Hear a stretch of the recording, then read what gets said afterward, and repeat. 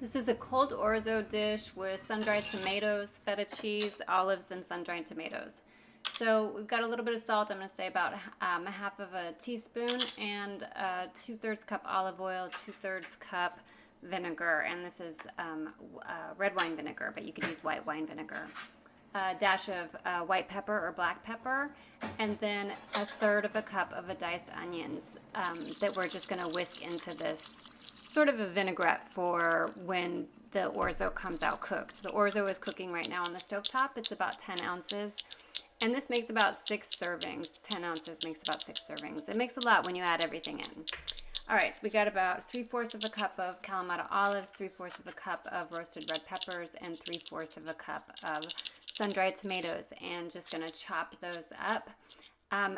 So when we're just getting this ready, we want the orzo to be completely cool when we add this because we don't want the ingredients to just wilt.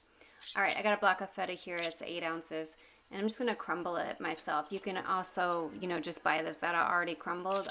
I kind of find that stuff that's whole has a little bit more flavor. It just takes a minute, but sometimes that minute matters. So buy crumbled if you don't want to crumble up the feta yourself.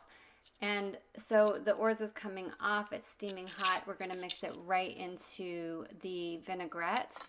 And then you immediately cool it. Leave it at room temperature for a while. So it might take an hour to cool before you can add all these other ingredients.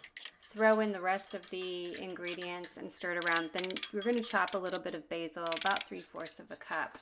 And reserve a little bit of the basil for the garnish, because I think that looks pretty. I also like this with pine nuts, and so I'm going to write that into the recipe.